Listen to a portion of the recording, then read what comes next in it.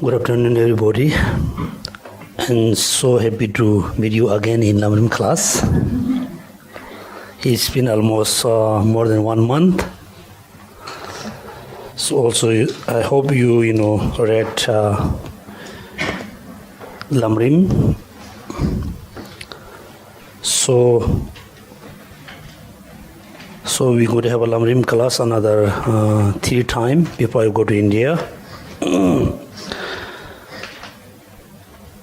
So study Lamrim is very important because if you read a particular book, even though, for example, last time you had a class with Geshe Lobsang about Dharma Dhatu.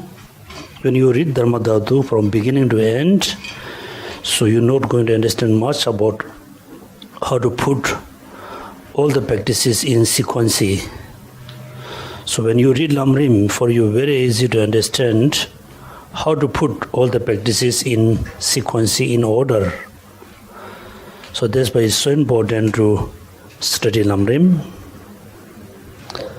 And I know, most all of you put a lot of effort, a lot of time, and try to read as much as you can, which is very good. At the same time, please don't forget to practice your daily life every day, and also all the study which is you study with me, with Geshe Lobsang, with other master. For example, ABC we have a Rinpoche. So whoever you study with, don't forget to practice when you face problems.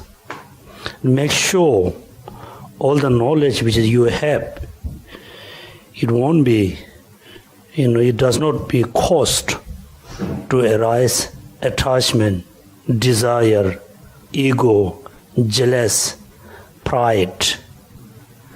If all the study about Buddhism, all the knowledge which you gain from books, from masters, from audio, video, YouTube, however you get all the knowledge make sure should not be caused for arising negative thoughts.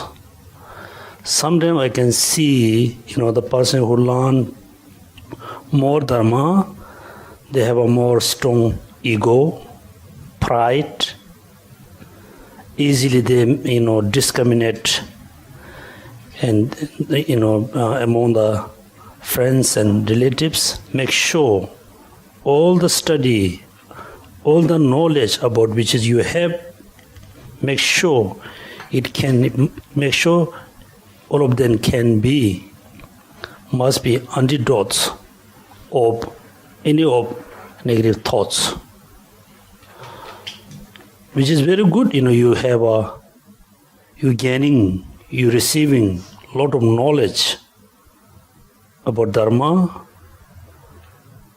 If the knowledge cannot be antidotes, cannot be, positive things, then all the knowledge, all the study can look like poison. Even though you read, few sentences from Lamrim, few sentences any Dharma books, make sure the understanding must be antidotes of any of the negative thoughts. And also sometime, you come to TBC to learn Lamrim. At the same time you learn Lamrim, at the same time you also learn, compassion, kindness, tolerance. So when you meet, your disliked person, you forgot to practice tolerance. When you meet someone, totally and always annoying you, and also you forget to practice compassion. If you don't apply all the practices when you need it, then all the practices, all the knowledge totally become useless for you. So make sure, the more you learn Dharma, the more you gain knowledge about Buddhism, make sure you can have a less attachment, less negative thoughts, less anger, less jealous, less pride. The more you learn Dharma, the more you have negative thoughts. That means your practice is not going through, you're not going the right directions. So I urge you, whatever you learn, you must put into practice. Then there's a hope. After you study Lamrim, after study any Dharma, then there's a hope. You can have a better life. You can have a happy life. Better life, not referred to have a better economic. Better life means you can have a happier life. You can have a more smooth life. So make sure you whatever you learn, you put it in practice. And also, some of you attend the Yamendaka Sadhana because some of you have to do so many different sadhana. All the sadhana you must do because you already received the initiation. You have a commitment to do all the sadhanas. But if you most important, you follow one. You must very much emphasize one particular sadhana. Otherwise, if you every day you recite all the sadhanas, every day you do the sadhanas, then end of the life. Then if you don't know how to practice the sadhana, if you don't know how to visualize proper visualization, then all the sadhana also become less important for you. To make sure you can do all the sadhana, you must emphasize one particular idam, one particular deity. Or you can emphasize the Yamendaka, you can emphasize Kalachakra, Guha Samaja, Vajra Yogini, whatever. You must emphasize one particular idam. Then, moment of the death, that you can have all the experience about dissolution. And that moment you can control all your thoughts. At the same time, you can transform the negative thoughts into positive thoughts. So that's why, otherwise, because most of you attend most of the classes, and I always, worry, you're not going to benefit, not going to get any benefit after attend all the classes. That's what I say. Now we just do short repetition about Lamrim. Make sure when we move next topic, next subject, you should not forget all the previous topic, all the previous practices. At the beginning of your day, even though when you do in a short sadhana, you must practice the Lamrim. The Lamrim is the foundation.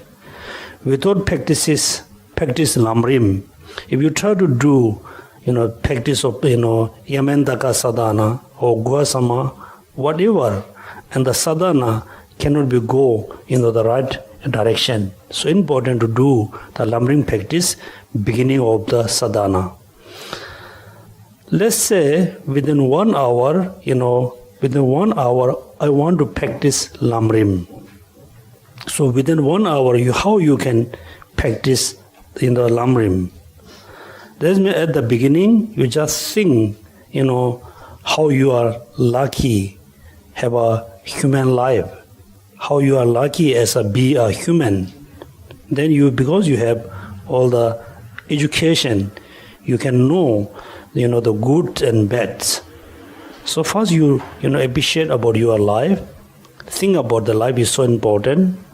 Also, you must know, if I just go this way all my life, then end of that day, I cannot have anything to bring for next life. And also you shall reflect about the life, so important, as well as you must reflect that life is impermanent, life is going to change, and I'm going to die. After I death, after I died, is there a next life or not?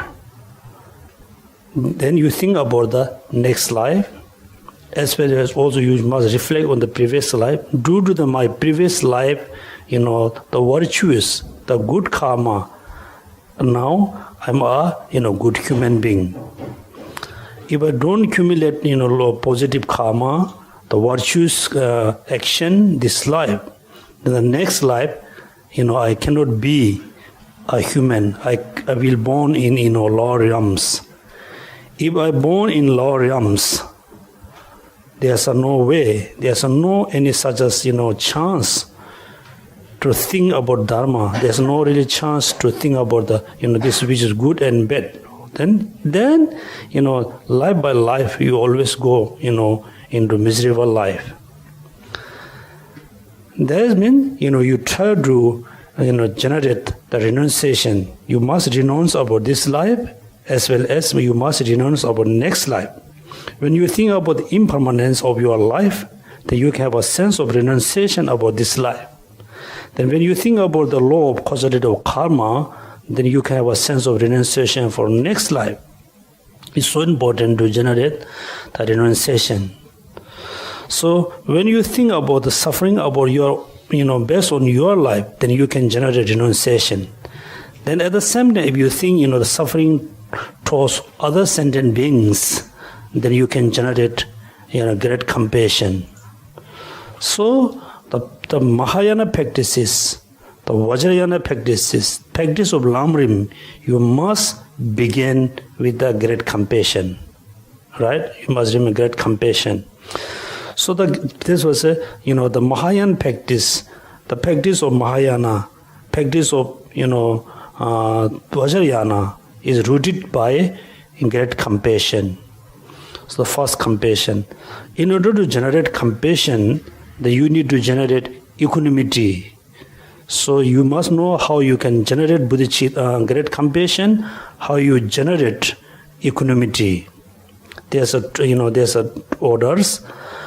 Then also, when you have equanimity, then there's a good basis to have a great compassion. When you have a great compassion, then next enthusiastic and enthusiasm and bodhicitta will be there. Then you need to generate the bodhicitta. There's two different ways. Generate bodhicitta, practice based on 7 cause and effect. There's another way to generate bodhicitta, which is exchanging 7 other. So that means you must generate bodhicitta based on great compassion. The great compassion must arise based on recognize all sentient being as your mom, your dear mom. Then remember, recognize them as all sentient beings are as a mom. Then remember their kindness. And third, you must think how I can repay their kindness. Then I hope you're going to remember. I hope you remember. There are so many different ways you can repay their kindness. The best way you can repay their kindness if you are able to bring then all sentient being to liberation, to Buddhahood. This is the best way to repay their kindness. This means you should think, yes, at the moment I don't have the ability to bring all sentient being to liberation, to nirvana, to everlasting happiness. So what I should do in order to bring them everlasting happiness, first, so important, I must become a Buddha. That means the bodhicitta, practice of bodhicitta. And after you fully accomplish bodhicitta, fully generate bodhicitta, then you need to receive. You must have a commitment. That's what we call aspirational bodhicitta. This means you must recognize the bodhicitta is very important. Then you visualize all the merit fields. Particularly, you visualize your root guru, center of the merit field. Then you do, you set up all the offering, flower, incense, whatever, and do prostration. Take it, special, refuge, special. That means that time you visualize Buddha as, not just the person who become, just simple enlightened. You visualize the Buddha who completely, awakened one, Buddha. The Dharma also Mahayana Dharma. The Sangha also the Mahayana Sangha. Visualize the triple gem and take refuge, depth of your heart. Then the second, then you take, you must, take the aspirational, the kind of vows or commitment. And make sure what Lama Tsongkhapa said, you are not just thinking, I want to achieve Buddhahood. I wish all sentient being, bring samsara to nirvana. Not just that. Then you need to focus the bodhicitta mind. Focus the bodhicitta mind. They should say, I never ever going to forget this mind. Then you are making commitment. You are making a commitment. Commit what? I'm not going to forget the bodhicitta mind. So in front of the Guru you have to say. This means it's expressional vows. Then there's a few things I mentioned last time. So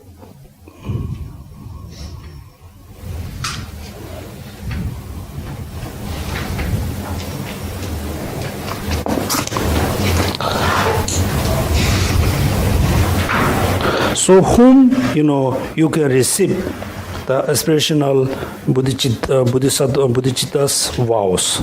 That means you must receive the vows from your gurus, your root guru, your masters.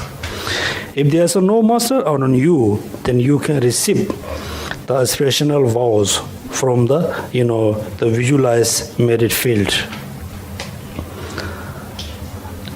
If you are going to receive the aspirational bodhicitta vows from master, the master must have the bodhicitta bodhisattva's vows. Then also the person who is going to receive the vows, there's a few conditions. First, you must take refuge.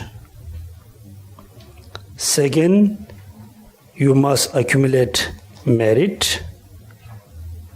Particularly, you must generate great compassion, kindness. Then you can ask to your guru to, give aspirational bodhisattva vows. It's not, the proper bodhicitta vows.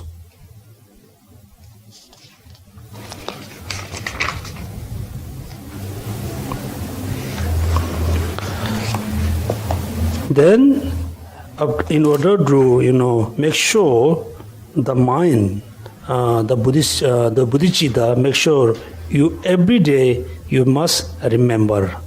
That's why the sixth time you must remember the bodhicitta, for sixth time.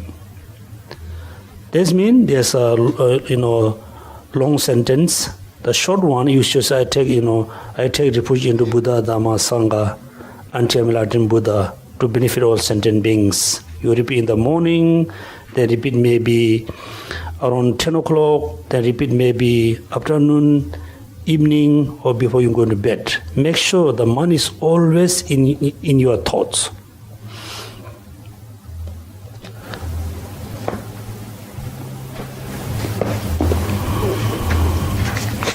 Okay, and then also ask you to do homework, right?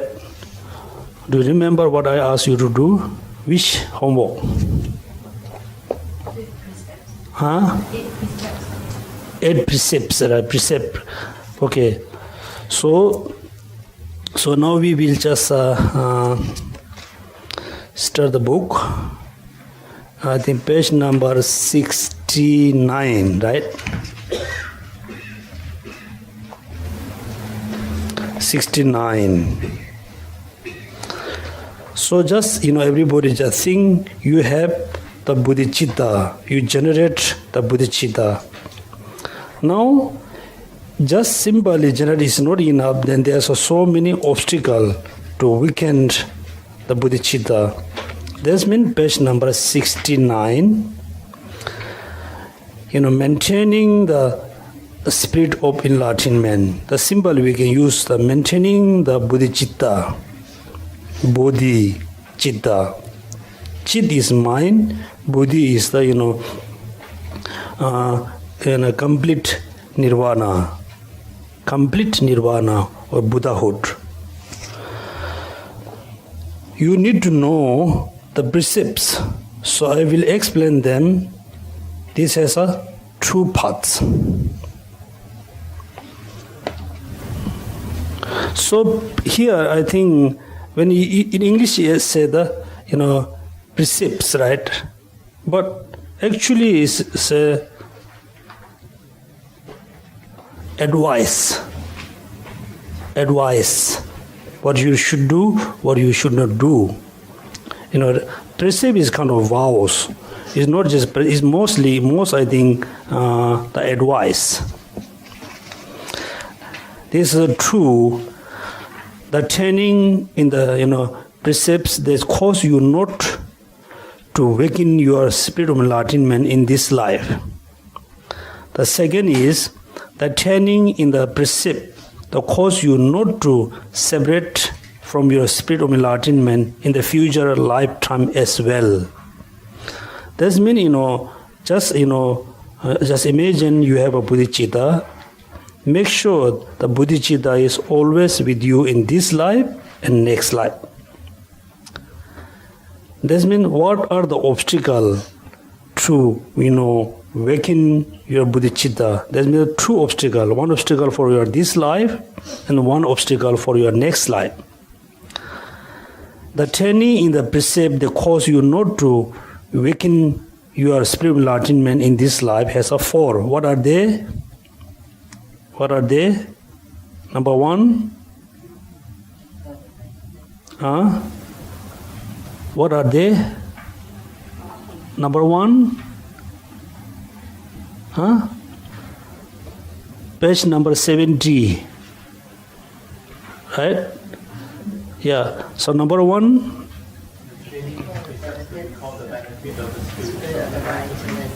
In order to increase the strength of your enthusiasm. Simply, what is the number 1? Just simple we can say, you always remember the benefit of bodhicitta. Right? Always remember the benefit of bodhicitta. When you always remember the benefits of bodhicitta, then you're not going to forget to practice the bodhicitta. That means always remember the benefit of bodhicitta. This is, advice or precept or number 1. Number 2. What is the number 2?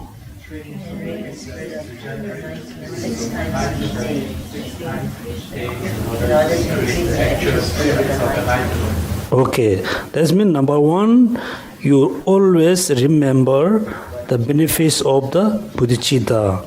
Number 2, you must practice, you must recall the bodhicitta 6 times each day in order to increase the actual bodhicitta. That's why, we have a 6 session Guru Yoga. 6 session, I said, actually, now we repeat 3 times together in the morning, 3 times in the evening. That traditionally, you have to repeat 6 times. One is, let's say, in the morning, let's say for us in the morning, let's say 7 o'clock. Then 11 o'clock. Then maybe 4 o'clock. Then 7 o'clock again. Then maybe 9 p.m. Then maybe before you go to bed. You must, practice the bodhicitta 6 times each day. Then number 3, what is the number 3?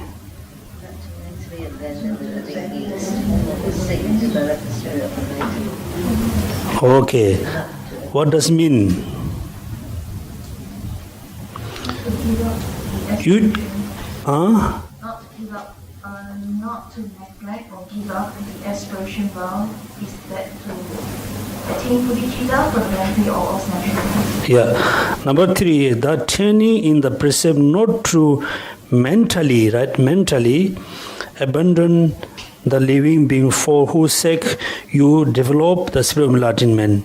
That means when we generate bodhicitta, what we think, I will give benefit. I will benefit all sentient beings. Right? Obviously, all sentient beings. That means you never, abandon any single person in mentally. What does mean mentally? For example, look at when you generate bodhicitta, you feel I can give benefit all sentient beings. Right? You think, you're able to think, I will benefit all sentient beings. You really wish to have all sentient beings. When you meet, very, the bad person who always make you anger, who always makes you unhappy. When you see one particular person, then what do you think? Oh, I don't think I can benefit all sentient beings, even though I cannot benefit this one person. This means mentally you try to abandon one person. Right? Then number 4. What's the number 4? Okay. Without looking at your book. Okay. Just ask you question, not to waken your spiritual enlightenment, there are 4 kind of cause or 4 kinds of advice. What is the number 1? Simply.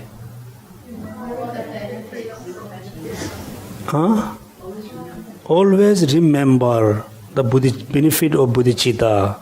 Number 2, generate bodhicitta 6 times each day, every day. What is the number 3? Okay, never abandon mentally any sentient being, because you generate bodhicitta to benefit all sentient beings. What's the number 4? Okay, accumulate the collection of merit and sublime wisdom. So this is usually you must know, because you say, accumulate the collection of merit and sublime wisdom.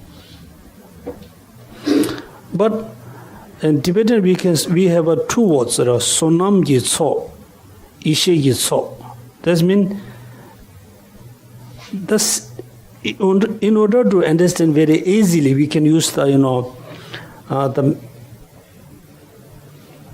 merit is the general name. Merit can be merit of the wisdom, merit of the methods. Okay, make sure this means merit and sublime wisdom. So those are the cause you not to awaken bodhicitta. So among the 4, number 3 is very important. Number 3 is most important. This means when you make someone angry, this means you are bit when you make someone angry, make sure the person is not bodhisattva. How would you know? That's why how we know. So right. So what are the dangers? For example, when you make one of the person who when you make someone angry who are bodhisattvas, 1 minute make angry the person, it decreases your lot of positive or your virtuous karma. That's why what Buddha said, you never know who are the holy being. You never know who are the holy being. The holy beings look like under the ground, covered by the holy beings look like fire underground by cover of some kind of dust. Dust. So when you walk everywhere, then you fall over in the fire ground. It burn you. That's why you should not think, oh, this person is bad, that person is good. Because when you think, oh, this person is good, this person is bad, you are making judgment. That means you look like, you know the person, what the person is look like.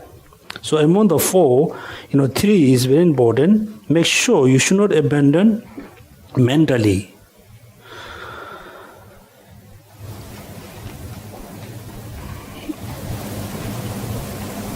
Then here the training in the precept to recall the benefit of spiritual enlightenment in order to increase the strength of your enthusiasm for it. That there are so many benefits you can read. It's very easy to understand.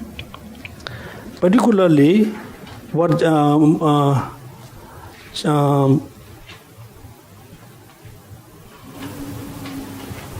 Shandideva said. The person who completely generated bodhicitta, the person become the merit field of all sentient beings. The person become the object of merit field. Doesn't matter the person is male or female. Doesn't matter the person is, what kind of person it is. So there's a benefit. There's another important benefit. Even though you can do so many different practices, the best practice is practice of bodhicitta. So in order to in order to practice bodhicitta, the root of the practice of bodhicitta is great compassion. Great compassion. When you generate great compassion, you should not focus, just one person, 2 person, just human being. You need to focus all sentient beings. When you generate great compassion based on all sentient beings, that moment in your mind, all sentient beings are, like your friends. When you think all sentient beings are look like your friends, then due to this compassion, they can reduce the anger, the hatred.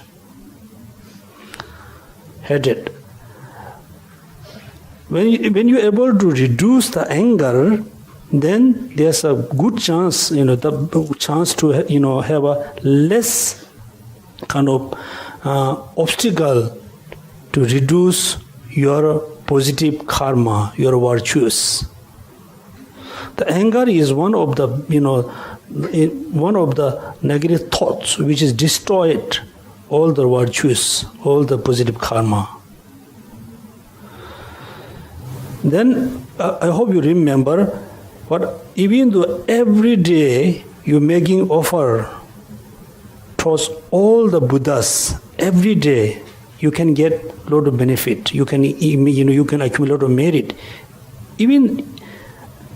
But if you just meditate on bodhicitta for one short moment, it can accumulate more merit than the offering, everything to all the Buddhas and Bodhisattvas every day. And also, as a people, we sometimes think, there's a kind of bad spirit, ghosts, they harm me. You think this way. If you generate bodhicitta, also, all the, spirit, even the human, cannot harm you. That's why I tell you, as the real story, which is shared by His Holiness Dalai Lama.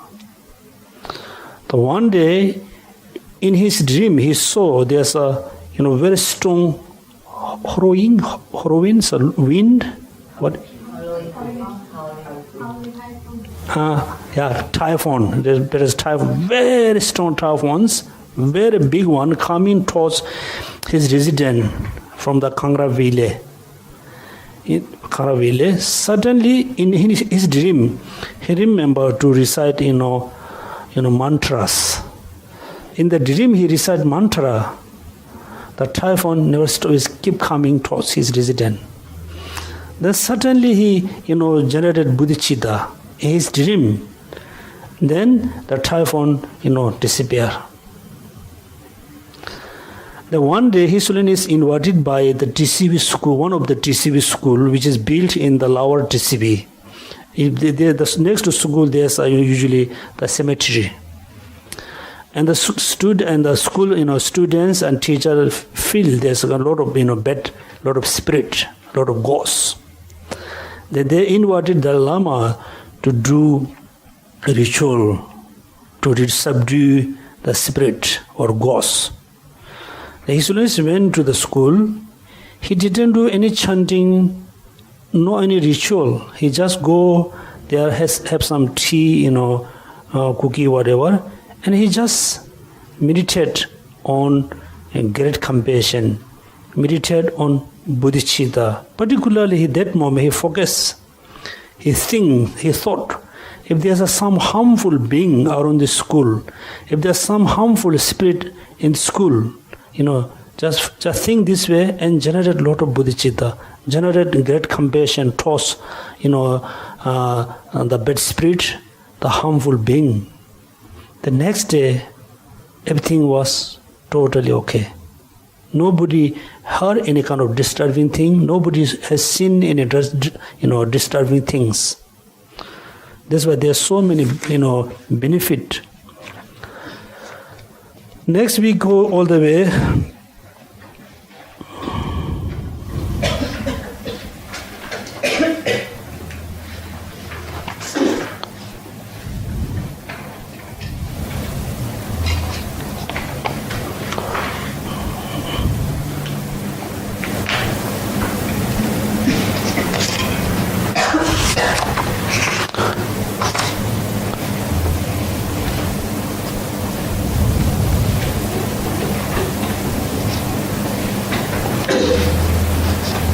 Okay, the next one, page number 75.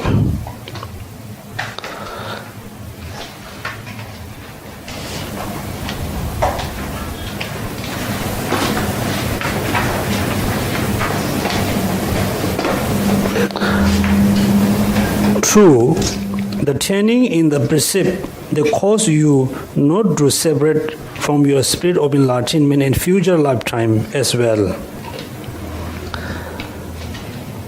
Then the training in the precept will eliminate the four dark practice which weaken the spiritual enlightenment.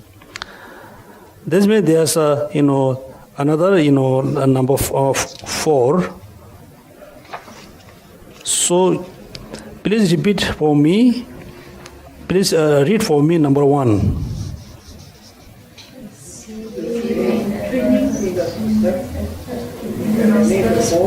For darkness, then another one for light practice. That means totally 8, right? The darkness means to cause for vacant bodhicitta. The for light or the white, usually we Tibetan use the white. For light practice is cause, not waking the bodhicitta for next life. Then the turning in the precept of eliminate the four darkness practice which weaken the spiritual enlightened man. So number one, what is the number one? Deceiving about master, gurus, and the worldly of okay. That means look at when you receive the aspirational vows, you visualize all the merit field. Particularly you visualize your guru. Also when you receive the vows directly from your guru, so you request to your guru, that time you thought the guru is as a Buddha. That's why if you deceive, you're abort. So in according to the Tibetan term, we say abort. But you can say, he is about the monastery. We are not talking about the monastery abort. He's talking about your own abort. That means who gave you the vows? The person is your abort. Kembo. We call Kembo. Generally, in each monastery has an abort. Traditionally, the abbot is supposed to give vows to the monks. That's what we call abbot. The master, even though someone is your master, not your abbot. Okay, even though someone can be your master, not necessary to be abbot. The abbot must be your master. Even though you receive, Lamrim from His Holiness Dalai Lama or some, Khenbuche, some other one, those are your master, maybe not your abbot. Abbot means who give you the vows. Bodhisattva vows, Tantrayana vows, Pratimokkha vows. Master, Guru.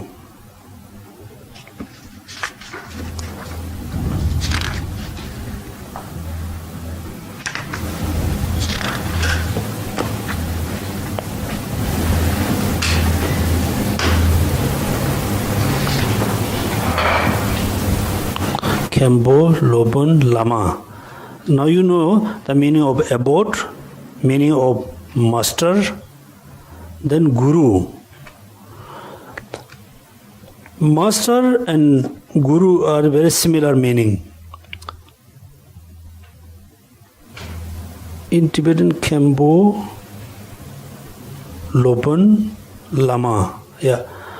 Master means before someone teach you something, the person must learn. The person must be master the particular subject. That is called master. Guru is Lobon. Okay, the guru, when you see the meaning of the guru, traditionally the guru is related to the Vajrayana. Kembo, Lobon. We call, Vajra Guru. In Sanskrit, the meaning of the Guru is we call heavier, heavy. This means the Guru must have a lot of knowledge, must have a lot of experience about Dharma. That means he owns a lot of knowledge. That's we call Guru. The next one, what does mean?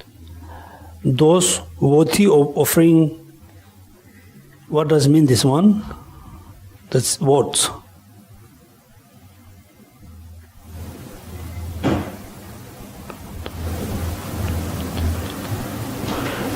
Kembo da Loban da Lama da Chine la Luani, Geshe Lobsang. So, deceiving your master or guru or abbot are the one of the cause to awaken your bodhicitta. What's the number 2?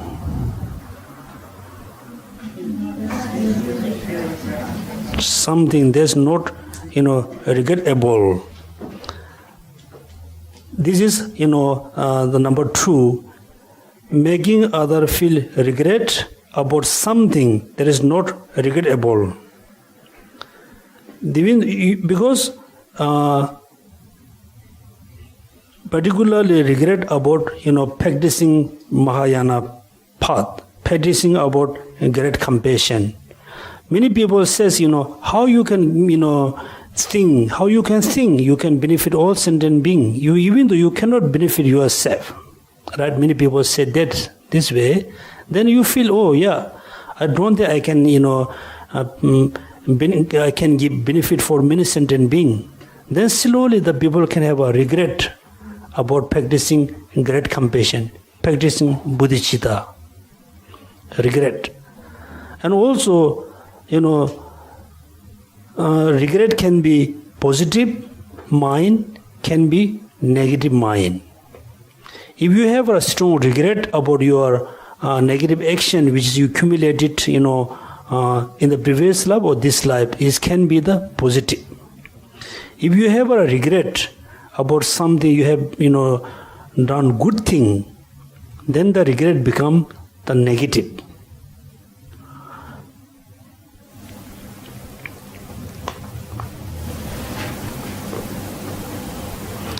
Then what's the number 3?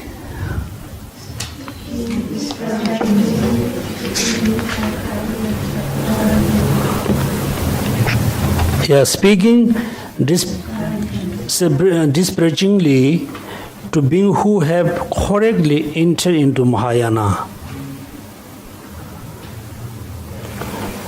So someone, practice bodhicitta for many years, the person already entered into Mahayana.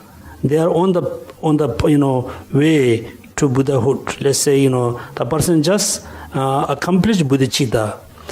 Then due to, your talk, if the person got, regret, or the person going to give up the practice of bodhicitta, is also, the cause of weakening the bodhicitta. Here said, some say that the object is those who have the spiritual enlightenment, having adopted through the ritual. So there's many different views from different masters. What's the number 4?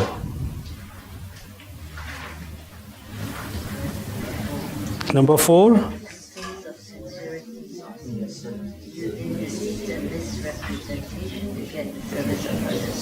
Okay, this is also important.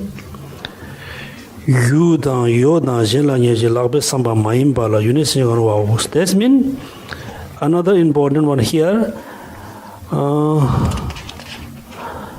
an absence of sincerity, using the deceit and mispresentation to get the subs of others.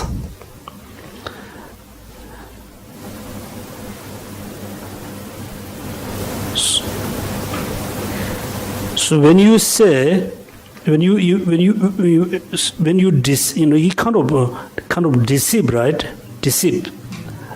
You are saying something not sincerely, using the deceit and misrepresentation to get the steps of other.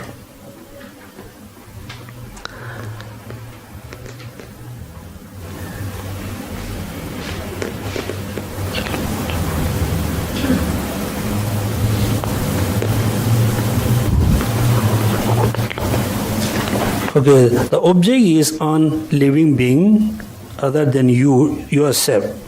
What is done to this being? You act with the deceit and mispresentation. Sincerely is explained in the commentary of the Kaya chapter to be your ordinary attitude. decide the misperception and charting while measuring with the sickle of so forth. Java is unit. So that means, number one, make sure you're not deceiving your abode and master, your guru. Also, deceiving not necessary to deceive by material things. For example, when you receive Bodhisattva vows or expressional vow, you are saying, I'm practicing Bodhicitta for 6 times a day. Then sometimes if you forgot, it's an exception. Sometimes you thought, it's not important. You're not, doing 6 times. Also, you deceive your master. And also, the master says you must, do certain thing. Also, you not follow the master. Also, you deceive the master. And also regret. I mentioned 2 types, positive and negative. Particularly after you, receive the Bodhisattva vows. After you receive the expressional Bodhisattva vows, make sure you should not have any regret about your practices. Make sure not other people can get regret about the practice. Regret can be positive and negative. So, and also, sometimes people saying, you should not practice Mahayana. Mahayana practice is so difficult. Then slowly the person also change their mind and they no more practicing Mahayana. You should not say this way. Then you should not say something, without sincere motivation to change the person's mind.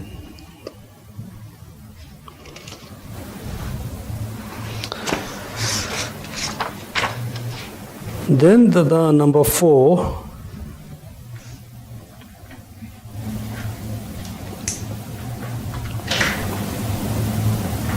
Then the next one, the training in the precept will adopt the 4 light practices which keep the spirit of enlightenment from awakening.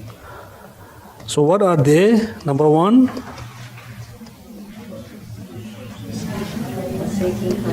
lying to any living being, whatever even is just or ever for the us for your life. That's mean number 1. Number 2, not deceiving, remaining sense to all living being.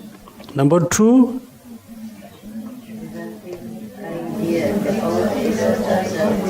teacher.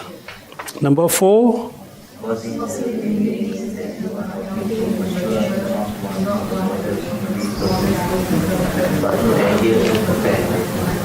okay. So this here's a number of 4. 1, 2, 3, 4. This means make sure after you generate bodhicitta, you should not make any lying to any living being, whatever even is just or ever for the us for your life. For example, when you lying into someone, this means you have a bad motivation. What do you think? You're going to deceive or you're going to cheat or you're something. That means you don't have a sincere compassion towards the particular person or particular being. Also, particularly, somebody with a sincere motivation asks you to particular help. If you lie, also can be cause to waking your bodhicitta. That means even though there's a particular a lot of debate and argument. For example, if the hunter chasing a deer, and you had seen the deer go in this side. Then after the hunter come ask you to where the deer has gone. If you tell the truth, the hunter is going to kill the deer. So if you know he's going to kill the deer, this due to that is you say no, the deer didn't go this way, this go the other side. So it is deceive or not? It is lying or not? This is a big question. Then the best answer by one of the masters is not lying, not deceiving, because you are saying based on benefit for the deer, based on benefit for the hunter. You don't have any sense of gaining something from yourself. So it's a lying is one, is the one.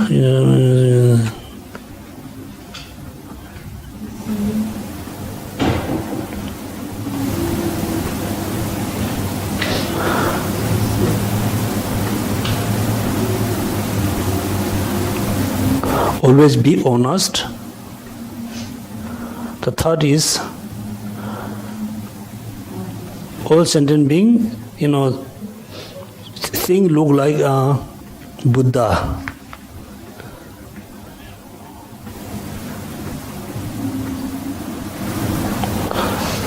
So what does mean number 4? Do you understand the meaning?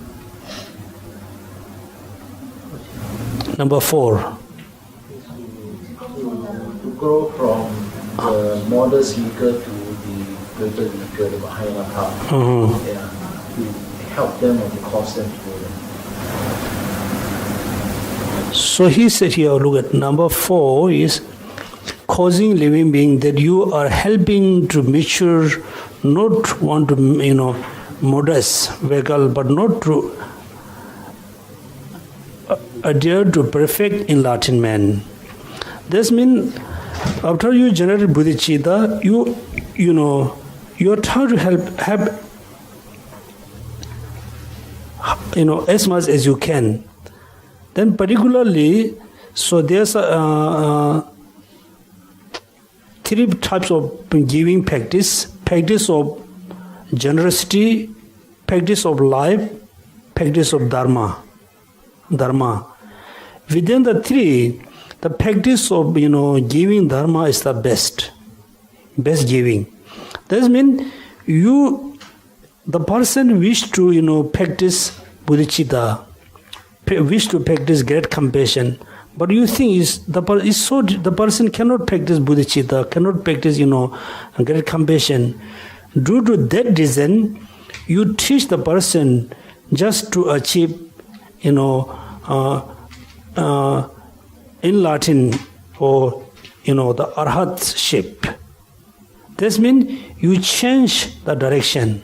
Right? The person wish to achieve Buddhahood, wish to practice bodhicitta, great compassion. You thought the person cannot. Then you teach the the Hinayana practice. You show the Hinayana path. Then the person change the mind. Finally, the person going to achieve Arahat, not the Buddhahood. So you should not do like this.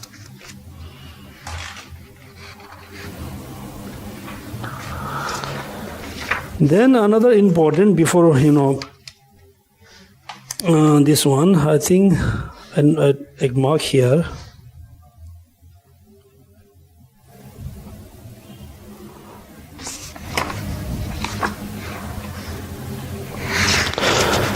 So for you, very important one.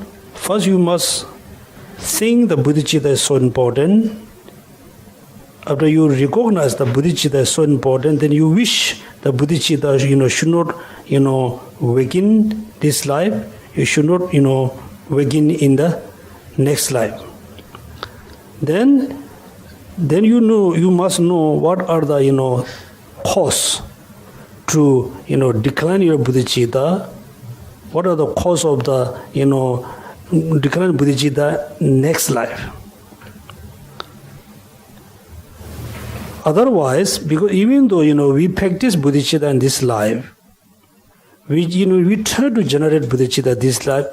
If all the obstacles we have in the future life, then there's no chance to generate bodhicitta, to practice bodhicitta. There's many, that's what one of the Indian masters says. In order to practice Dharma, number one, you must abandon the negative actions. If you're not able to abandon the negative actions, the next realm you cannot be, in the higher realms. You cannot be human or, celestial being. Then you cannot practice Dharma. Even though you're able to, abandon the negative actions, even though if you're not able to reduce the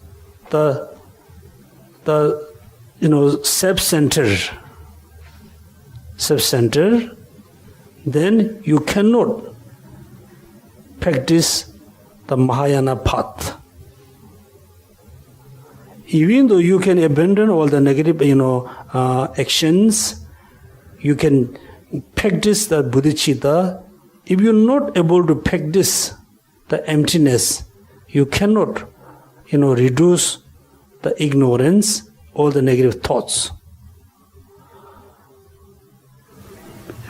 Make sure you catch up. Then what he said was continuously, if you have a sense of attachment about this life, then you cannot be the religious person. According to religion, is talking about Buddhism.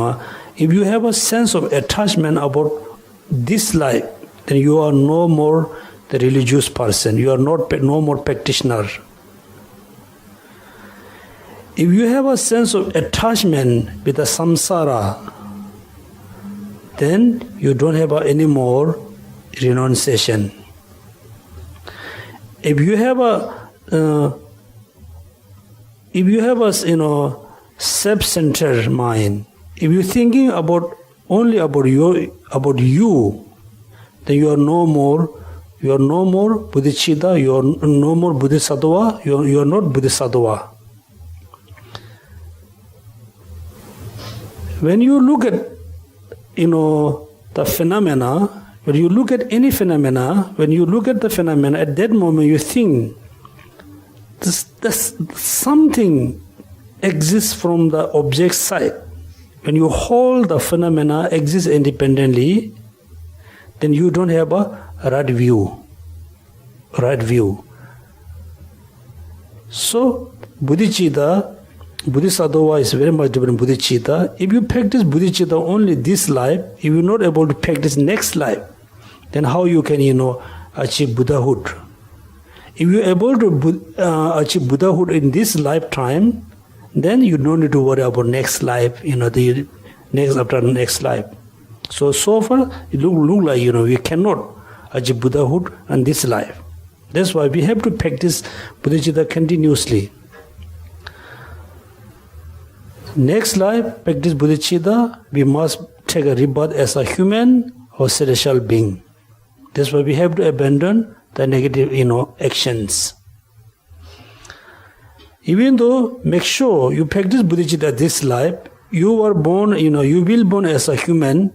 If you forgot the practice of bodhicitta, then you cannot practice continuously. That's why you need to know all the obstacles about this life, next life. That's why, there are totally 12 sets, something cause for increased bodhicitta, something cause for, decreased bodhicitta. You must recognize all the obstacles because I gave you as a homework, right? Next, I mentioned, after I come back, I will start the sixth, perfection, page number 86. Oh, this is for the tea break. Under page 81, the first 3 rows, there's 2 additional dharma. Okay. 5th is mentally abandoning living beings. 6th is casting aside the spirit of enlightenment. Page number 81. Yeah. There's 3 rows. 3 rows, okay. Yeah. There are the 4 drug practice together with the 5th mentally abandoned living being, or 6, ceasing inside the spirit of enlightenment by thinking I cannot accomplish the Buddha. Oh, that means what do you call 4 drug practice? It can be the direct cause to awaken the bodhicitta. There's a 5, right? Then 4. Then look at the 5th, mentally abandoning living being, or the another exception, 6, casting aside the spirit of enlightenment by thinking. What thinking? I cannot accomplish Buddhahood. That means he's talking about how it can be the direct cause to awaken the bodhicitta.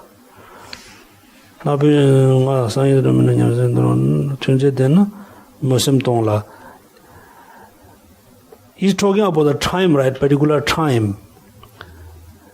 6, casting aside the spirit of enlightenment by thinking I cannot accomplish Buddhahood. However, if within the period of time you regret this 6, they awaken the spirit, aspirational spirit enlightenment, but do not cause you to abandon it. So there's a 4 black drug practice, right? Do you remember the 4? Yeah, it's before here. For the light.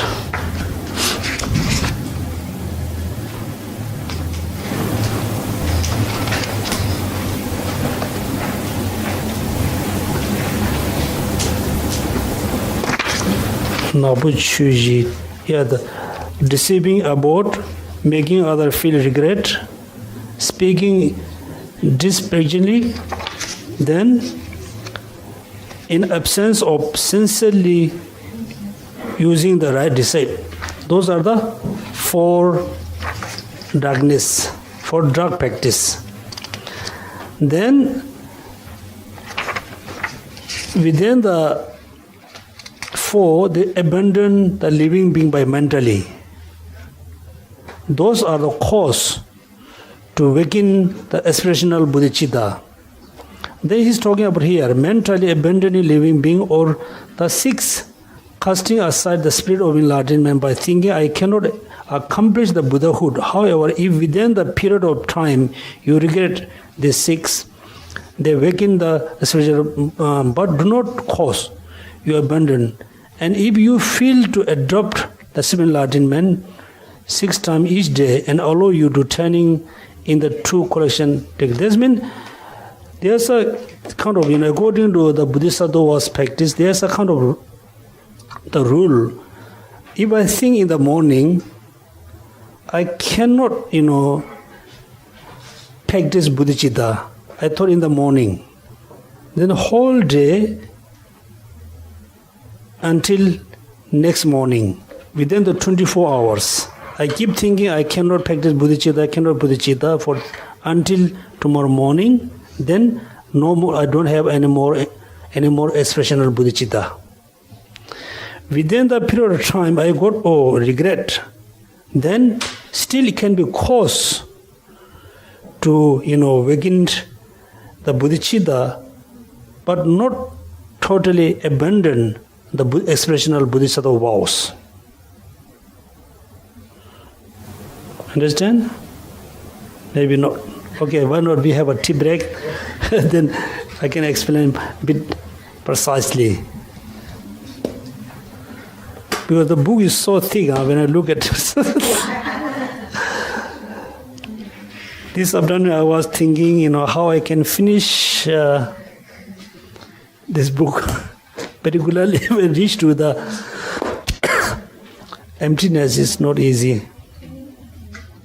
So she asked a question based on the discovery of Buddhism. She mentioned, one of the nuns mentioned, without practicing Vajrayana, you cannot be Buddha.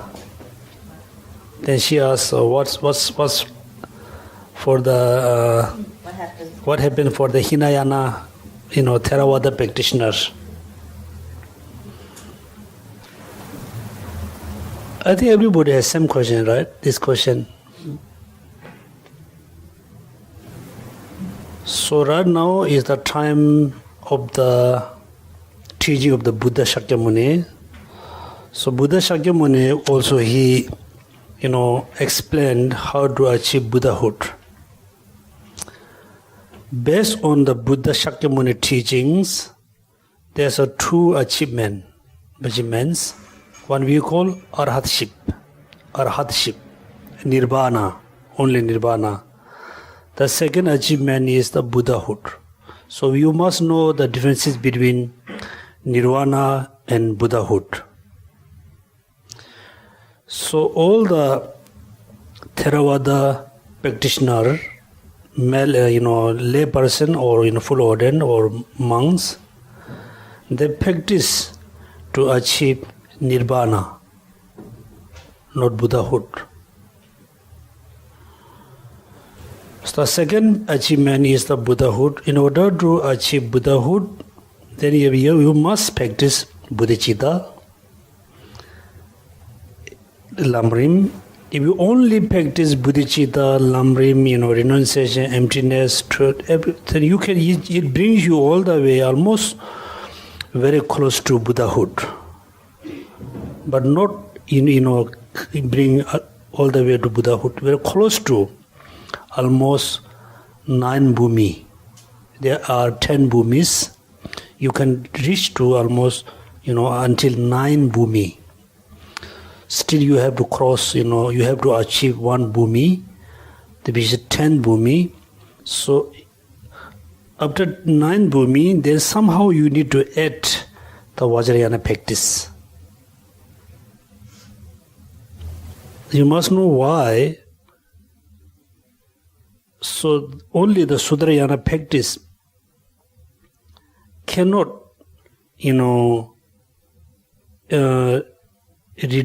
eliminate the root of the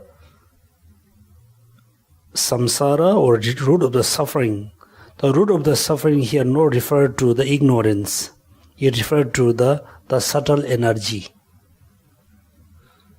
The subtle energy here referred to the subtle wind. The subtle wind can be eliminated by practicing of the Vajrayana. This is the reason why we need to practice Vajrayana. Okay, now we follow the Lamrim text.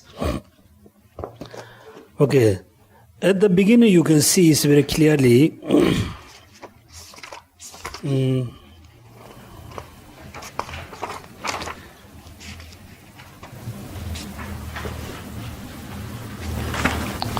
because Konji asked a question, so related to the question, I think you are not still clear here.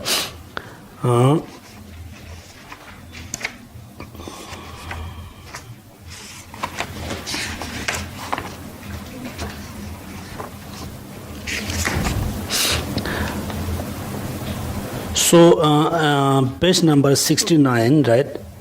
End of the sentence. The maintaining the and not weakening what you have attained. When you have attained the bodhicitta, so make sure you continuously practice bodhicitta. Then there are two. The attaining in the precept that cause you not weaken your spiritual enlightenment in this life. This means there's a one precepts. The second is the turning in the precept that cause you not to separate from your spiritual enlightenment the future life. This means there are two subheading. Then make sure the bodhicitta, make sure you not weaken in this life.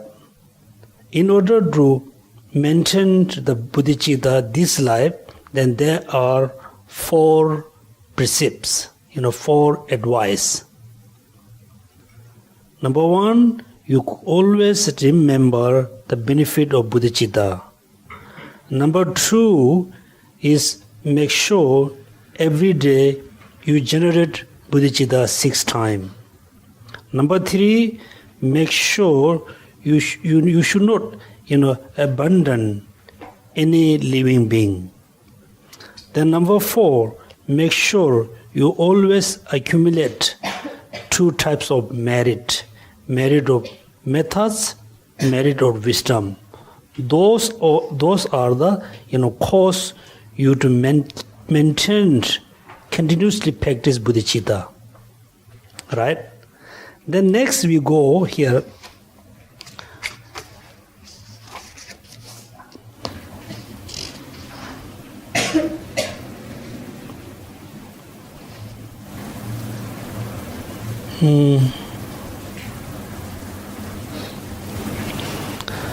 The training to increase the expressional spirit of enlightenment is not enough merely to give up. I think the page number here, make sure.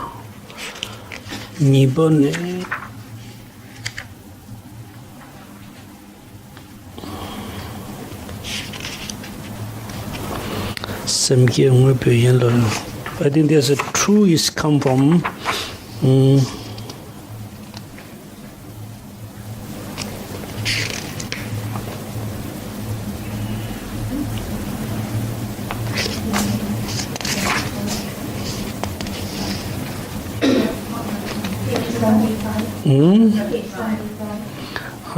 one second, 75. The 10 is self to give it future. Point number 2, the last. You're right. Page number 75. The training in the precept to eliminate the 4 dark practices which weaken the spirit of enlightenment. The second is the training in the precept to adopt the 4 light practices. That means there's the future life as well as.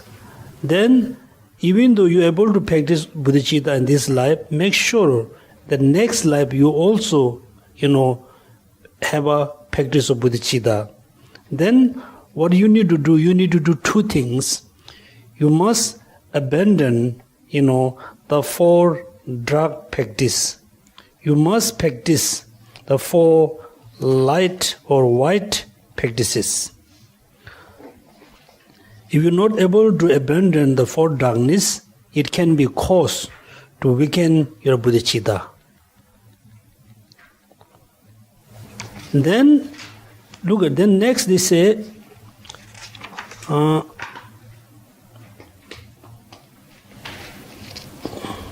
they go all the way here.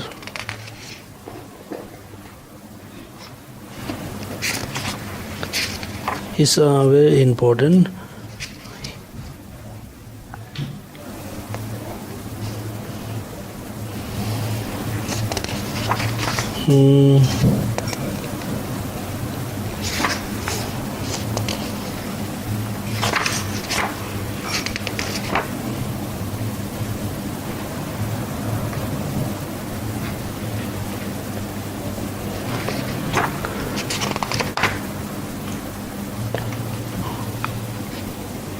Okay, next we just go page number 80. 80, right? Then he goes, the methods of repairing the spirit of enlightenment, if you do weaken it.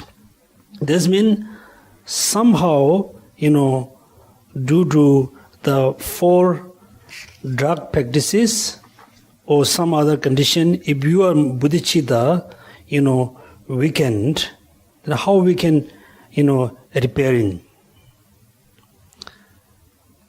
Then many scholars state the following views. You relinquish the expressional spirit of enlightenment if certain period would pass and there are the 4 dark practice. Right? That means how the bodhicitta can be weakened. This means that you got the thoughts. The thoughts, pass in a certain time. Right? You say enlightenment, if certain period of pass and there are the 4 dark practices. within the four, for example, within the four,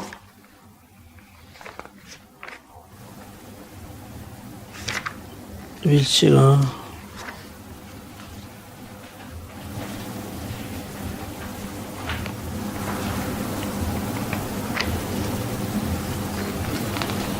for example, if you deceived your abode, your master, your guru, you start to deceive this morning, for example, this morning, then the mind is all there, all the way to next morning, then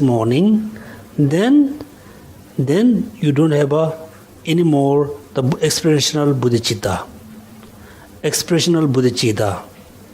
But you haven't, weakened the bodhicitta, expressional bodhicitta. Because if you, do to the one of the four drug practices, if he is completely, the weakened, complete decline bodhicitta, then there's no more bodhicitta. You cannot repair. You have to start in new bodhicitta. Here you must know differences between bodhicitta, then expressional bodhicitta, right? The two. The bodhicitta is a mind to wish to achieve Buddhahood, to benefit for all sentient beings. This is bodhicitta. This is a kind of mind. Then what does mean expressional bodhicitta? We call mosem. We call expressional bodhicitta.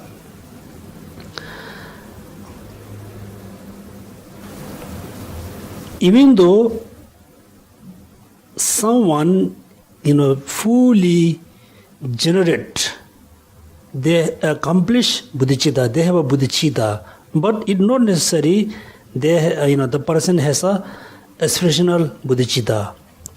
Expressional bodhicitta. Then how you can differentiate is, listen very carefully. For example, due to practice of 7 cause and effect, finally I have the bodhicitta. But I haven't made any commitment. I just generated bodhicitta. I accomplished the bodhicitta. I never make a commitment. But I have bodhicitta, for example, someone, and it doesn't I relapse. Then next I thought, this bodhicitta is so important for me, for others. You realize the bodhicitta is so important, right? Then you just think about the bodhicitta, the mind, which is you have the bodhicitta. You think about the mind, then you make a commitment in front of your guru, said, since today, I will, never ever to weaken my bodhicitta.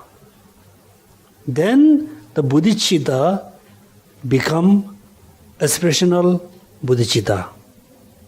It is depend on, making commitment in front of your guru, in front of Buddha. Then the bodhicitta become what?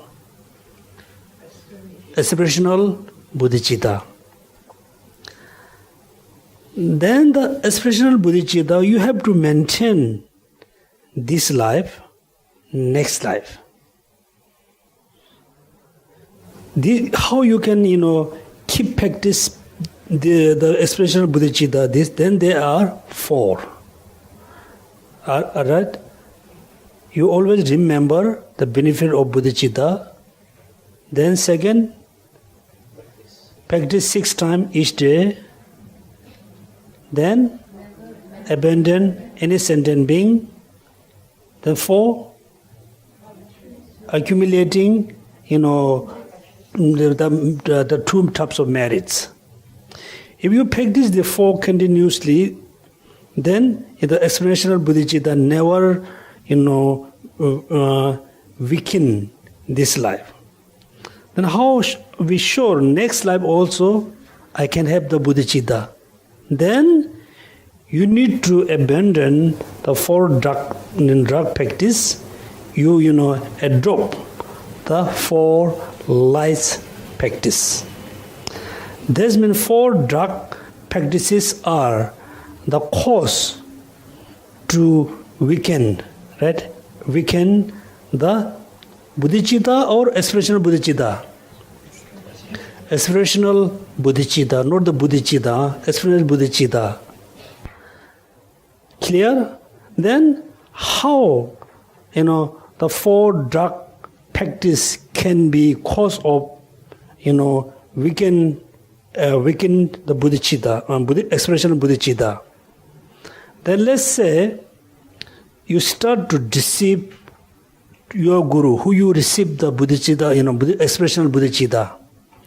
You try to deceive your guru, since this morning, morning, afternoon, evening, till next early morning. If you continuously deceive your guru for almost 24 hours, then your aspirational bodhicitta no more there. That's why he's talk about here.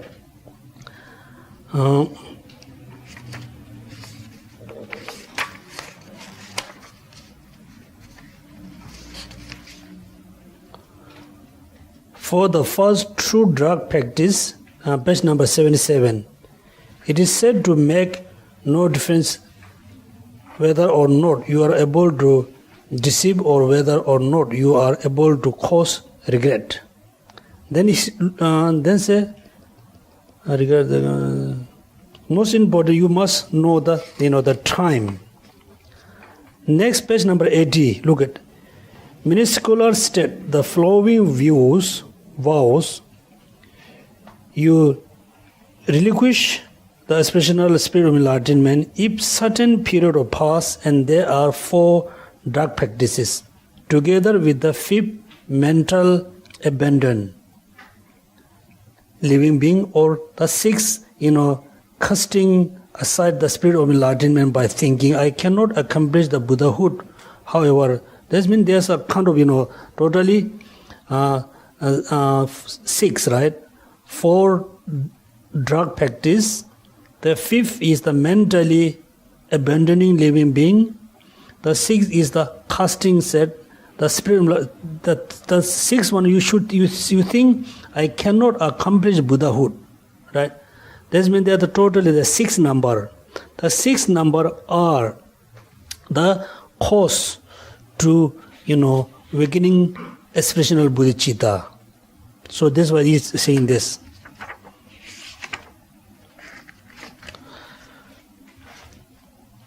Next, today new lesson, chapter number 85. 85. Introduction to the 6 perfections. Now look at, through practice of 7 cause and effect, exchanging self and other, somehow you accomplish bodhicitta. If you practice only bodhicitta, even though you practice so many years, even though you cannot achieve Buddhahood. So in order to achieve Buddhahood, you need to practice bodhicitta as well as 6 perfections. 6 perfections. 6 perfections. So before we start this one, now you must know the 6 paramita and the 6 parja paramita. He said 6 perfections. Perfection. Here, generally, anybody can practice 6 paramita, not the 6, parja paramita. The 6 perfections is very much linked to the understanding of emptiness. emptiness. Do you remember there's a three circle? In the we've confound many times the three circle. Do you remember the three circle? I'm not to circle 1, circle 2, circle 3. The wheel of life is it, Geshe? Huh? The wheel of life is it? No. Yeah. Yeah, this is not wheel of Dharma. Do you remember three circle? You must practice generosity, with the three circle. Oh, the actor, the actions, and the other ones, they are all empty or intrinsic. Yeah. The giver, the giving, and the recipients. Oh yeah, that's why. Even though when you practice generosity, when you practice, ethic. For example, when you practice generosity, there are three things: giver, benefactor, like the receiver, and the giving of action of giving.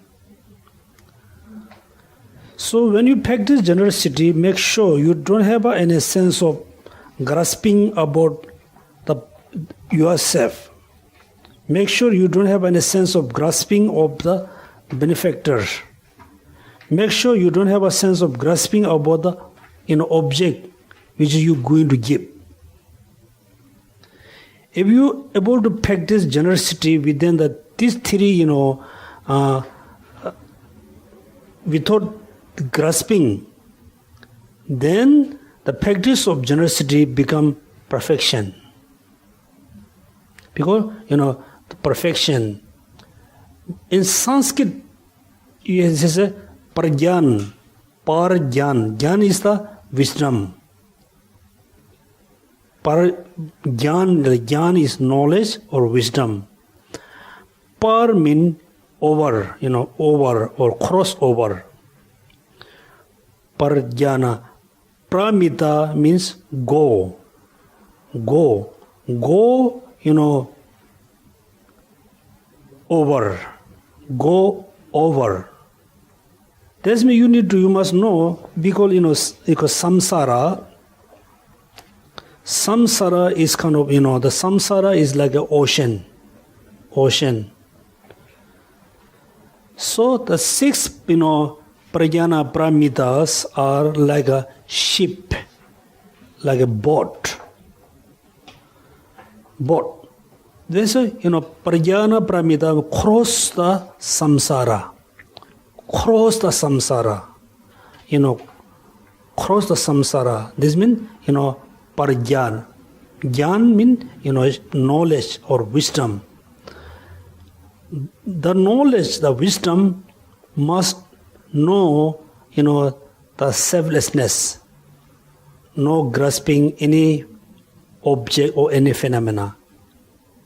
If you are able to practice the pramita based on knowing emptiness, then the practice can be, cause you to cross the samsara. This is called, perfection. Generally, all the Bodhisattva practices include into the 6 or 10 perfections. The 6 or 10 perfections include into 2 practices, practice of wisdom and methods. Do you remember what are the 10 prajna paramita? 6 plus there's a 4.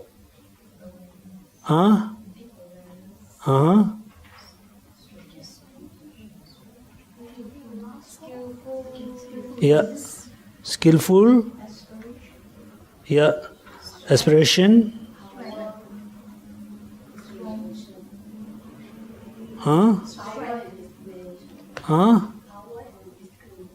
Yeah, power of discrimination and deep awareness. Then aspiration, prajna paramita of aspiration, prajna paramita of deep awareness. Then another 2, skillful. Yep, tabgi parod shimba, skillful of the prajna paramita.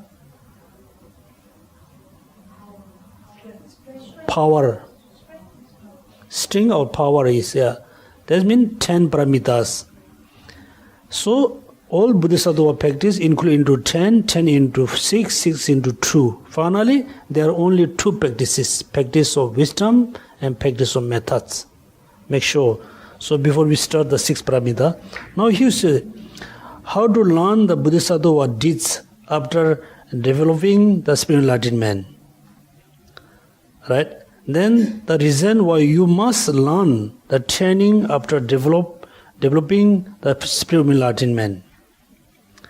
Then demonstrating that you will not become a Buddha by learning either methods or wisdom separately. These are so important, headings. This means after you, accomplish bodhicitta, how you can practice Bodhisattva deeds, Bodhisattva actions. Number 1, the reason why you must learn, why you must practice the training, the deeds after Bodhisattva, after bodhicitta. Then demonstrating that you will not become Buddha for learning either methods or wisdom separately. If you practice, learning means is a practice. If you practice only methods, you're not going to become a Buddha. If you practice only wisdom, you're not going to become a Buddha. You cannot practice separately. You must practice unionally. Then look at the next one, C. How to learn Bodhisattva deeds after developing the spiritual enlightenment. Then the reason why you must learn the training of after the reason why you must learn the training after developing the spiritual enlightenment. It is indeed the case that great benefit come from the mere development of expressional spiritual enlightenment without learning the training of generosity and so forth. This means if you practice only expressional bodhicitta, you can get so many benefit. Okay, you can get so many benefit. The benefit, but you cannot achieve Buddhahood. Because now step by step you reach until the expressional bodhicitta. Bodhicitta. But if you practice only expressional bodhicitta, you can get many benefit without practicing generosity, without practicing on ethics, so and so, but you cannot achieve Buddhahood.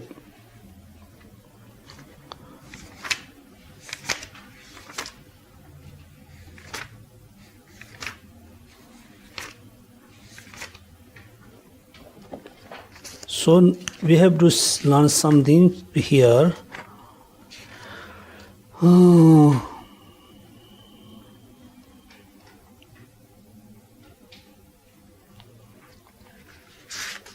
So and forth. Consider in the regarding the passage from the life of the Mitriya cited earlier. However, you still have to practice the Bodhisattva training. If you do not emphasize this practice, you will never become a Buddha. So learn the Bodhisattva deeds. That means, if you practice only expressional bodhicitta, you can get a lot of benefit, but you cannot become a Buddha. In order to become Buddha, you need to practice the Bodhisattva deeds. Then his enlightenment is for the great Bodhisattva who take practice to heart, but not for those who take the wrong practices to heart. This means, if you wish to, become a Buddha, wish to achieve Buddhahood, you must practice the heart, which means, the 6 paramita, but not for the who take wrong practice to heart. That means, if you practice the right practices, you can achieve Buddhahood. If you practice the wrong one, you cannot achieve Buddhahood. Then therefore, take practice to the heart. Why? O Prince, because when you take practice to heart, perfect enlightenment is not hard to attain. So you look at, when we think about the practice of Lamrim, practice of Mahayana, we feel is very difficult. The simple way, look at, first you really need to generate great compassion towards all sentient beings without exception. Then remember what Buddha said. There's a one phenomena which is you achieve you're in your hand, you can achieve everything. What are the great phenomena? Buddha said the great compassion in Lamrim. Right? One phenomena, if one phenomena in your hand, you can have all the phenomena. What is the phenomena? It's the great compassion. So, look at, it's very serious. You practice Dharma or not, it is up to you. 100% up to you. Second, if you wish to practice Dharma, then is also again up to you. You can practice Mahayana or Hinayana. Then if you really felt, I really want to practice Mahayana, Bodhisattva path, then number one, you must practice great compassion. Great compassion. Do you remember the differences between compassion and great compassion? I hope you remember. If you are able to practice great compassion, then for you very easy to practice or generate bodhicitta. If you are able to practice bodhicitta, the next important one, you need to practice the 6 paramitas. Within the 6 paramitas, paramita of wisdom. Paramita of wisdom is very important. Very important. That means, the emptiness again. Then you have a great compassion. Due to the great compassion, you can, you can accomplish bodhicitta. Then next, there's only one thing. You must realize emptiness. If you have 3 things, great compassion, bodhicitta, emptiness, then, the Buddhahood is, not far. Right? Enlightenment is not hard to attain, not difficult to attain. I heard before that some people have the faculty to enter, to become a Buddha more towards the wisdom side. What does that mean? So in your case, you say that we have the great compassion, then bodhicitta, then we can acquire the emptiness. But I heard before, I do not know whether it's true, that some people will say that some people are more suitable to enter from wisdom, then they acquire the fact bodhicitta. Oh, I think it's not mistake. Within the Buddha's disciples, there was someone very intelligent, someone not intelligent. The intelligent person who are really intelligent has a four different types. Intelligent, a great intelligence as well as clear intelligence, and swift, very quick, intelligence, and deep intelligence. So the intelligent disciple, when they enter into the Buddha teaching, they enter based on the wisdom, knowing the truth, then accept the Buddha teaching. Even though, the ornament of the Paranjana Paramita written by Mitra Buddha mentioned very clearly, the intelligent person enter into the teaching with a doubt. The non-intelligent person enter into the Buddha teaching without doubt. That means, the intelligent person must enter into the Buddha teaching, must enter into the path to knowing everything. The non-intelligent person can enter into the Buddha teaching, can enter into the practices, not knowing everything, like us. We enter into Buddha teaching, we enter into Mahayana teaching without knowing much, without knowing anything. So this, I think you are saying this wisdom. But when you practice the Mahayana path, even though when you practice the Hinaya path, you must practice the unionly, the wisdom and methods. In the Mahayana practices, the methods refer to the bodhicitta. In the Hinayana paths, the methods refer to the renunciation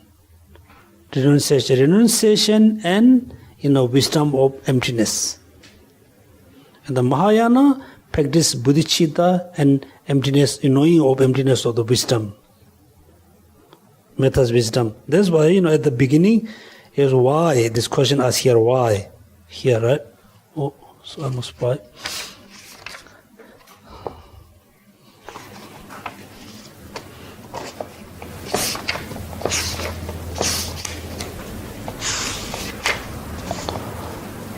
They ask question why, right? Here.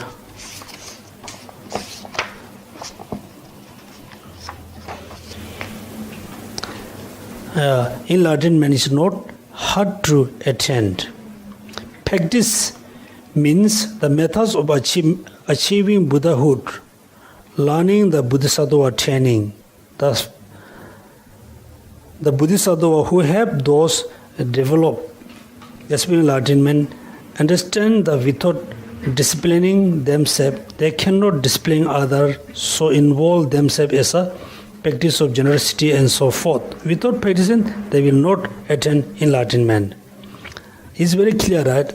So the Bodhisattva who wish to achieve Buddhahood, they must practice, Bodhisattva training. The Bodhisattva training is referred to mostly the 6 paramita.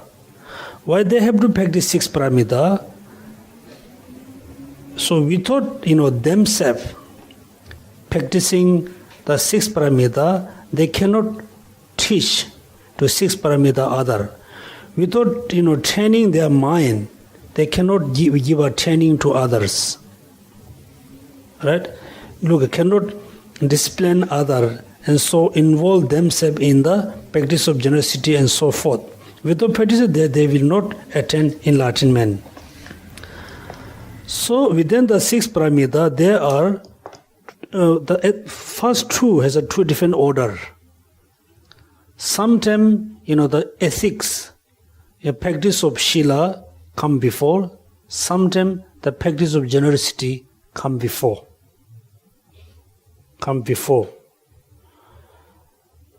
Why there's a 2 different order? Different order. From yourself, so in order to practice, the Bodhisattva deeds, the basics, the foundation practice are the 3 mind training. 3, the mind training. Practice of ethics, shila, then practice of mindfulness, then practice of wisdom. The first, the foundation is the, practice of ethic. Be ethically. For example, look at, we always wish to be happy. Right? Everybody wish to be happy. That means there are so many, conditions to make us unhappy. The most cases, the problems, the unnecessary thing, come merely based on you. Then when we talk about the practice of Shila, is mostly talk about control your verbal, control your speak, then control your body action. Then more goes deeper level, then you say control your mind. So that's why one of the, I think, Kadampa said, when you stay alone, you must check your mind. When you stay within the society, when you stay with someone, always check your mouth.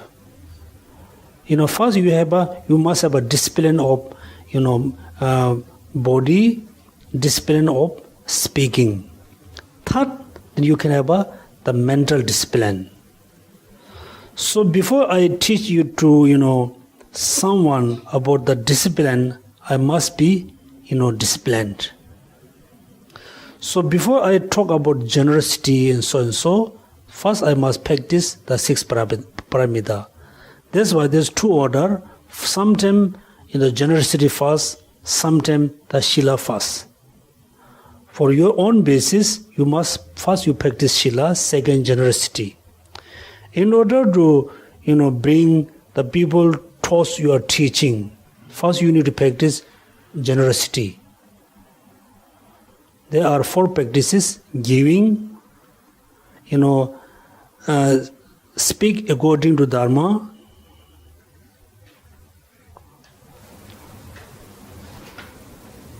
whatever you do according to the Dharma.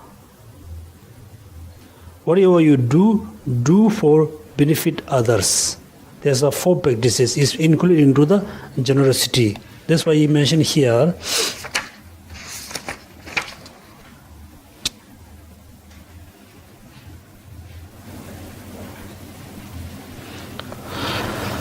There are so many words. Something is, I think, so difficult to read, and also is some too much.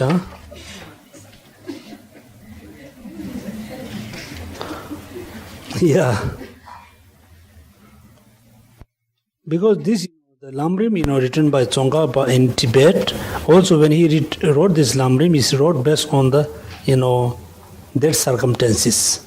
That's why he make a lot of quotation, and also, I don't know.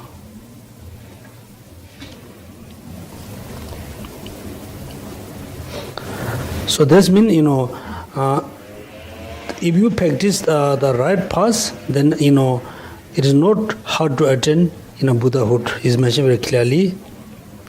Then next one, Dharma Kirti commentary on the component of valid cognition. In order to destroy suffering, the compassionate walk actualizes the methods. It is hard for them to explain the methods and their result when the remains hidden to them. That means in order to destroy suffering, the compassion actualizes the methods. It is hard for them to explain methods and the result when the remains hidden. That means if I don't know the teaching, I cannot teach other. If I don't know the thing, the phenomena, I cannot tell this is right and this is wrong. That means it's actually saying, before you practice, before you teach bodhicitta, you must practice bodhicitta. Before you teach generosity, you must practice generosity. So and so. Next, there's I think until all the way through page number 87, all the way to page number 99 is very important things mentioned here. Page number 87 to 99. So the conclusion between page number 87 and 90, there's the kind of wrong or misunderstanding or wrong perception about how to practice the methods. In Tibet, there was I know you heard about Samye monastery, Samye. I think during the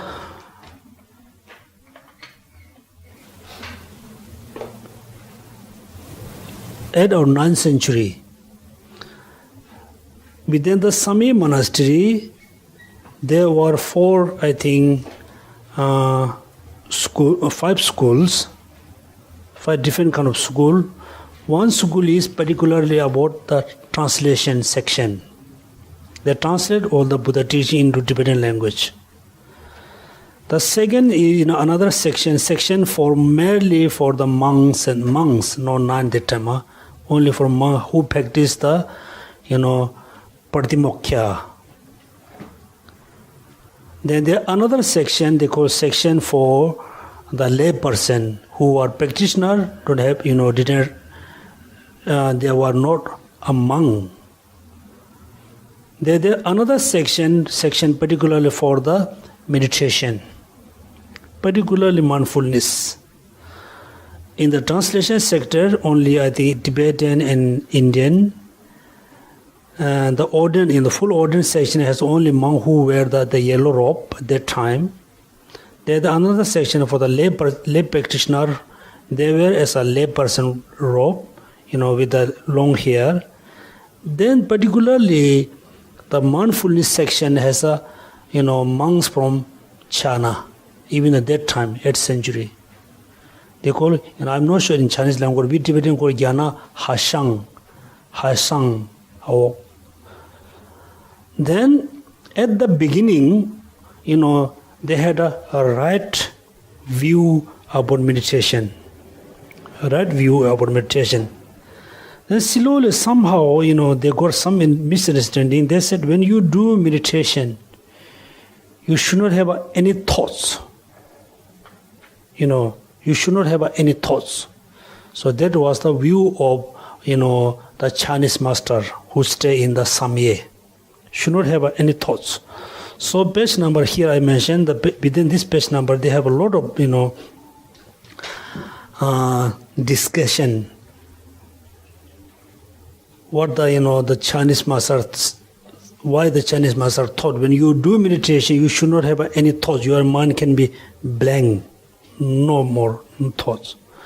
Then Tsongkhapa have a lot of debate, lot of criticism about the Chinese master. What you think is wrong. So also the Chinese master proved when you meditate on something you should not have any thoughts. He proved based on 90 different quotation from Buddha teaching, 19 different quotation. So this you must read very carefully. So next time when we have a class we just discuss. Okay. So, beginning to the end, make sure you have a homework. Then, actually, we have a lot of EXCO members, and also we have members in TBC. Also, we have a lot of volunteers who support for TBC, and also I think most of the EXCO members they received gift from TBC, and also Winnie left small gift for Liban. So we everybody generally we thanks to all the TBC EXCO members, TBC members, also all the volunteers who support TBC. We everybody know TBC is very small, very tiny center, has a tiny hall. We don't have a lot of supporters. We don't have a lot of volunteers. So even though everybody give enough time, they give their energy for the center to grow continuously. Look at, since I came here, because I know all the Tibetan center in Gelang, Pasari, I think now Tibetan Buddhist center become very important center because TBC invited different master. Particularly, every year we invited Geshe Lobsang. Also, in next few months after, we're going to invite Geshe Samden, Mama Samden from Varanasi. But the center is very small, but it's become very important. It's become more learning center. It become more study center. Not really a lot of chanting, ritual initiations. So everybody thanks all the TBC EXCO members, all the volunteers. Also, I really thank all the students, study partner to come at TBC. So this is small appreciation for Liben from TBC. So Liben, so thank you so much. Make sure it's coming up, huh? It's coming up. We make sure when you leave up. I think this, all the blessing in sense, Kalachakra sense, so and so. Yeah, thank you so much, huh? Yeah. You? Yeah. Thank you so much. Make sure I won't follow. Thank you.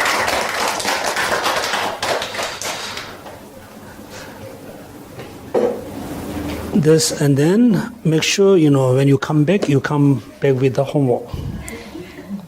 I thought everybody has learned about the 4 blacks practices, 4 white practices, all the things. Anyway, so that's it. I think we don't have a lot of time. We just do the dedication prayers. Yeah. Also, if there's a question answer, definitely we can have a question answer. Geshela,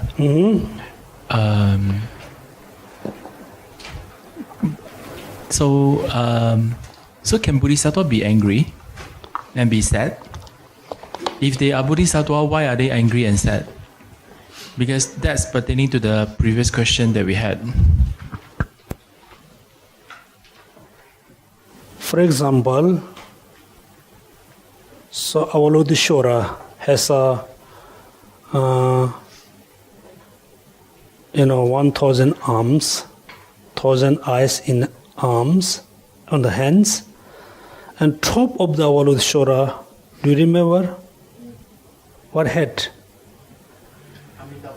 Amitabha head. So Amitabha head is the top of the Avalokiteshvara.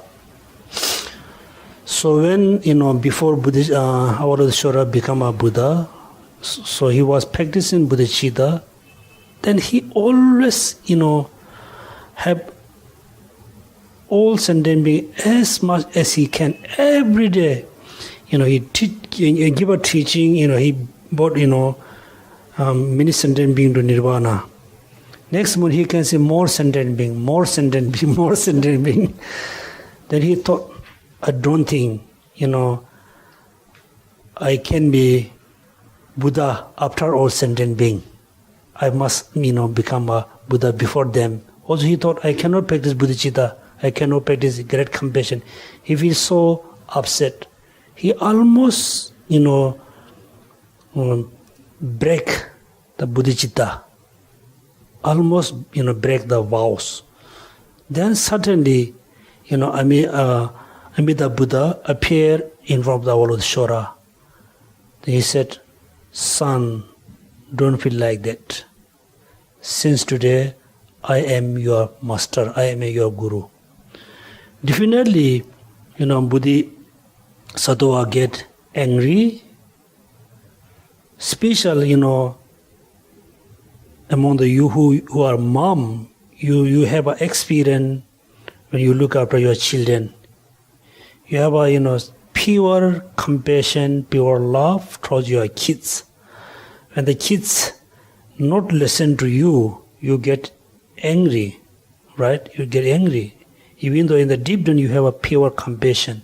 That's why all the Bodhisattva, there's a chance to get angry. Particularly, so there's a lot of advice, by Buddha Shakyamuni, who are very, new practitioner of bodhicitta. They just practice bodhicitta, practice great compassion, should not practice bodhicitta in the practical way. Practical way. When you do go practical way, then the people, the person not listen to you. Instead of listen to you, they criticize you. Then you get angry and upset. Yes, you can see, His Holiness Dalai Lama, when he was in Zanskar this time, usually he, didn't say much about his own practice. He said in publicly, my practice level, I reach accumulation paths. I achieve the accumulation paths. If I, put more effort, then maybe I can reach to the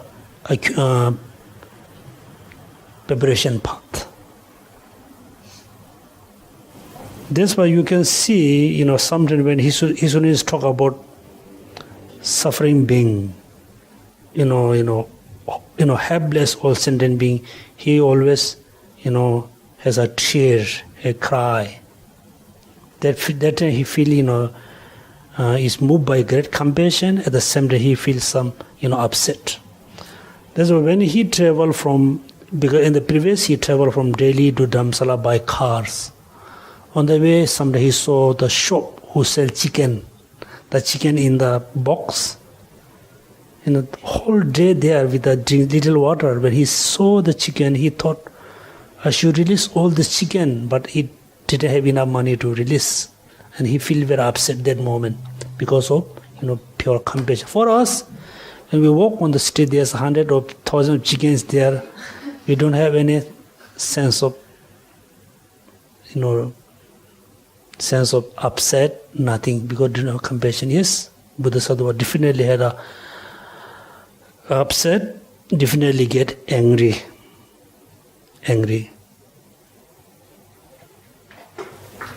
Following that questions, so a practicing Bodhisattva should always feel sad because of the conditions of Mother Sentient Beings is suffering, then the Bodhisattva cannot be happy or should not be happy.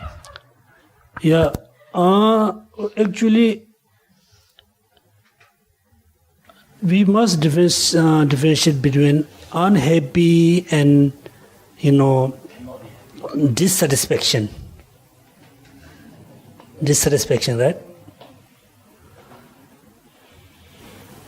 The beginner of Bodhisattva, who are totally new, they has a lot of, disturbing thoughts when they practice bodhicitta. When they reach to the high level, then they don't have any kind of sense of upset and angry, because they are able to control all the negative thoughts about upset, thought about angry and attachment. First part, second part, yes, they do. When they reach to the seeing parts, then since then they totally subdue all the negative thought, upset, unhappy, even though stop to accumulating karma, not the merit.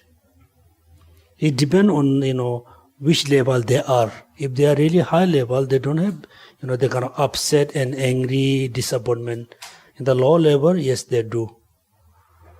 But you can say stop. Sometimes some Bodhisattva get very upset and angry. Finally, they give up to practice bodhicitta because their mind is not that stable. They don't have a stability of the bodhicitta. So that's why most of you practice Lamrim, practice great compassion. Make sure until your mind becomes strong, you should not go in the practical level. Just generate as much as you can and try to have a stability of bodhicitta. If you don't have the stable mind, you should not go in practical level. Should not. That's why many cases you can get upset. Even though when you see someone be very bad person, you wish to give advice. Yes, then you give advice. The people, the person never listen to you. Instead of listen to you, they argue about you, fighting with you. Then what? Then you lost compassion, love towards the particular person. Then even though I say all sentient being is not there. You're missing one, then 2, 5, 10, 20. That's why this is best advice by Kadamba said. Until you have the strong mind, you should not go in the practical level. Okay, no more question. Okay, so we can do the dedication prayers.